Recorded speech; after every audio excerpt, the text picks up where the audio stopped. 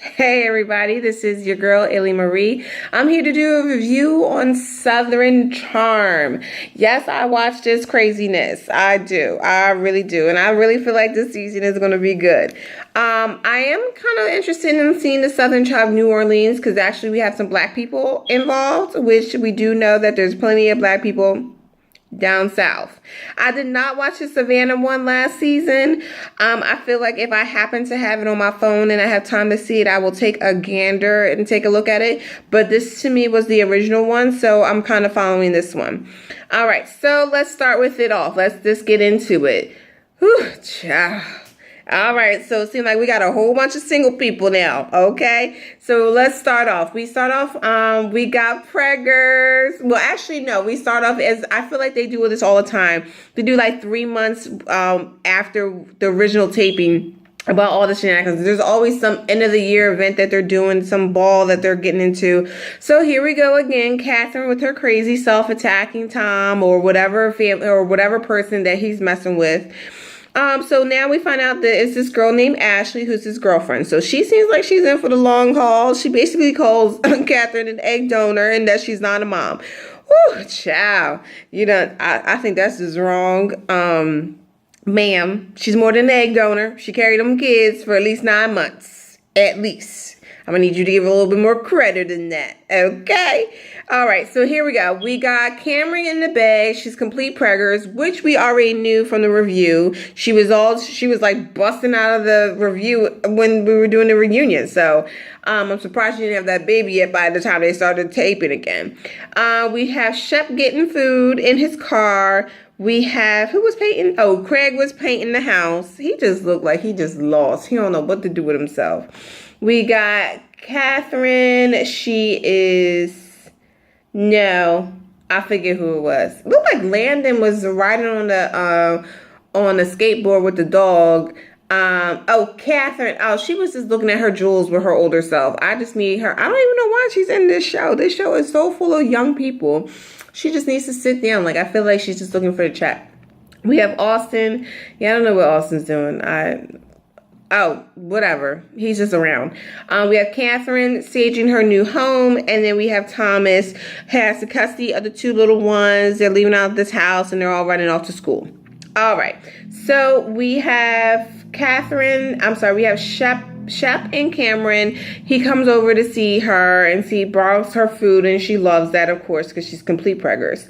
Today is Shep's birthday, and they basically are talking about, because I know they had the Relay Shep show, which I totally did not watch.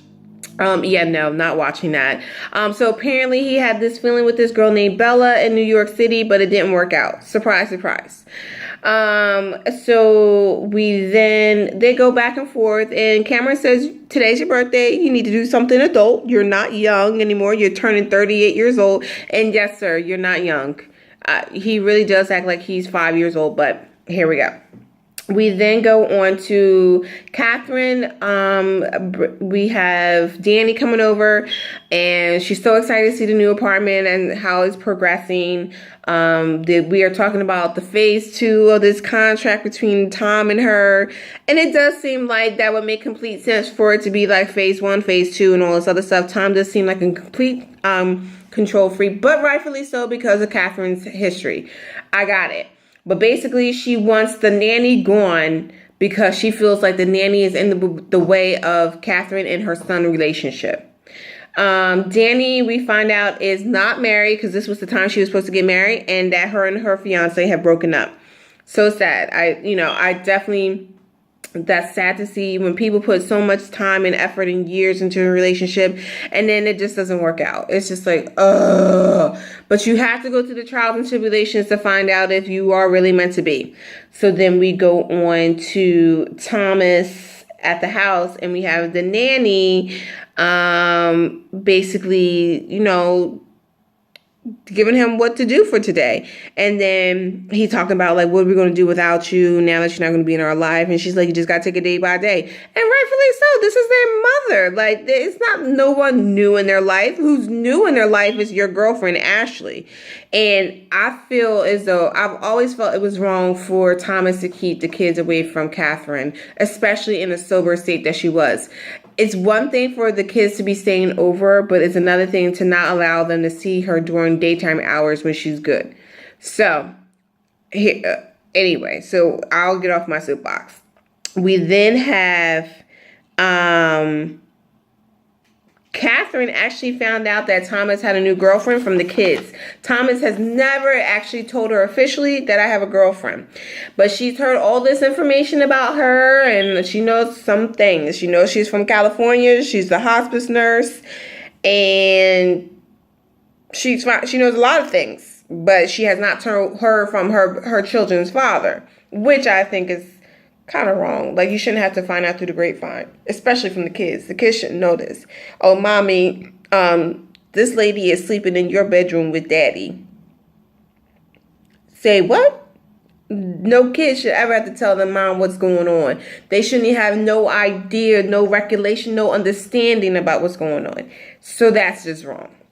All right, so now we're going to Chelsea and Naomi.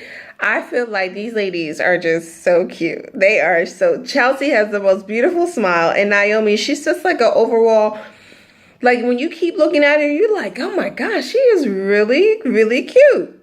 All right, so Chelsea's doing Naomi's hair. She states that she's not with Craig anymore. And Chelsea's not with Austin anymore. Austin quit his job, and he hasn't been working since. And, it got to a point where she was footing the bill, and he was just okay with that. He wasn't really trying to make no effort to make any extra money. No hustle.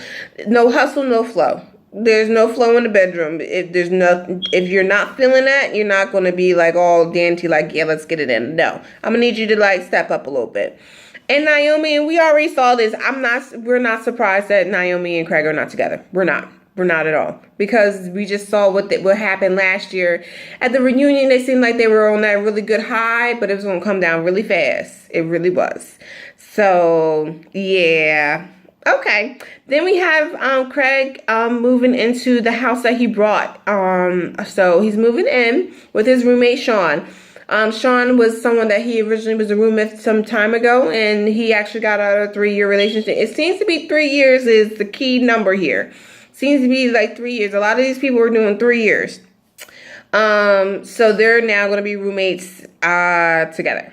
We then go to Austin and Shep. They are sitting down at this little bar place by the shore. And Austin says happy birthday to Shep. This was a long day, y'all, because everybody he ran into was saying happy birthday. So I'm like, all this transpired on one day? Ooh, child. Ain't nobody got shit to do. So basically, Shep was asking Austin what's going on with you and Chelsea, because he still got a thing for Chelsea. I don't care what nobody says. He's still going to try to... I would not be surprised if Shep tries to go get with Chelsea later on this season. I would not be surprised. But Austin comes out. He says that he was dating her friend Victoria. This is not good. So apparently he found out that they were friends. Bro, you didn't know that before you started messing around with her? So anyway, I don't know what's going on with this story. So I am quite sure we will get more details of this, about how this transpired and everything like that. So it seems as though they weren't together, but so he decided to mess around with Victoria, but she was still feeling some type of way about Austin. But then now that, she's feeling some type of way because that's a really good friend of hers. So here we go. I don't know. Then we got Whitney. Whitney lost a lot of weight. Whitney looks a little sick. That weight, I'm not too sure. I'm a little keen on that. Maybe he needs to work out to kind of build it up a little bit. But it looks like he lost a lot of weight. So I want to know what's up with him. Is he still with that girl? So he talks about his mom and how she has a gentleman caller, basically an engagement. What? When did this happen? So, okay. We then go on to JD. He states that he's at the guest house, and him and his wife have been fighting for a long time. And basically, she stated that she fell out of love with him. And we never really got to see those two interact like that. So this is more behind the scenes coming out to the forefront to find out what's going on with them. We then go to Craig and Shep, how they're friends and all this other stuff. Whitney was saying that I bet you $20 he's not going to pick up this phone. Shep calls Craig. Craig picks up the phone. So Shep says, you owe me $20. Basically, Craig wants Shep wants Craig to cook. He wants to do the menu for the party tomorrow. So he says, yeah, sure, no problem. So they go meet at this place to go get the ribs, chicken, all the food or whatever. But mind you, Craig is in charge of the menu, not just of meats, the menu. Like, I need you to do appetizer, hors d'oeuvres, drinks, and all of that stuff. They're not going to be drinks that you handle, but you take care of everything that goes in somebody's mouth and that they have to chew. So then so we're just going to do this. We're back and forth between the girls talking about the situation and the guys freaking out about this whole situation. So first of all, Craig is just a complete, like, I don't know how to explain Craig. Like, I will find a word to describe him the best as the show continues. But if you tell him one thing, that is the one thing he focuses on. He does not think about the whole picture. He only thinks about that part of the puzzle, but does not think of the whole puzzle. So he's never smoked. He's supposed to be a grill master. They're arguing about this fire situation. He was in charge of the menu, and Austin was like, well, where are the hors d'oeuvres? Where are the snacks? When guest people come, they want to snack on something before the big food coming. And he's like, look, we're focused on these ribs, this chicken here, and stop lifting up this this grill here, letting all this good smoke out. Oh my gosh, I tell you. Well, technically, when you smoke something, you are cooking it at the same time. They were concerned that it wasn't getting cooked at the same time, but okay. But Google can't solve everything for you, Craig. Okay. I'm going to need you to know some of these things before you offer up to want to cook things. I'm going to need you to look up Google before you get to the venue. That might be a smart thing. So at least you look like you know what you're doing. Because you didn't know what you were doing when you're there. And you sure look like you didn't know what you were doing. So this whole tongue situation. So I think Shep was right on saying that he was completely nervous about seeing Naomi again. But the other thing is he just didn't know what the fuck he was doing. Period. End of blank. That's it. So we finally get to a good place with the guys. They all like apologize, blah, blah, blah, blah, blah. So now they're all ready for all the guests to get there. Okay, so now back to the ladies. The ladies are all at Naomi's house. Naomi's house is so pretty. I really, really, really like it. I wish I had a house like that. Like, my house is not like that. And I don't know if I could do all that white, but it's just so pretty. I'm such a dirty person. Like, not dirty where, like, I'm just messy. Like, when I'm hungry, I don't worry about food getting on my clothes. I just worry about all the food getting in my stomach. That's all I'm worried about. So if I wake up, like, when I'm done my food, there's evidence all over the place. So that's how I'm messy and dirty. That's how I'm doing it. I'm just being honest. I'm very messy. So I don't know if all white house is going to work for me. But anyway, all the girls are over there. We got Danny, Kathryn, Naomi, and cute girl, Chelsea. So they're all over there sipping on some wine. They're all talking about that. We talk about Ashley, Tom's new girlfriend, that Kathryn was like, dehydrated. These bitches are thirsty. No, they're not thirsty. They're dehydrated.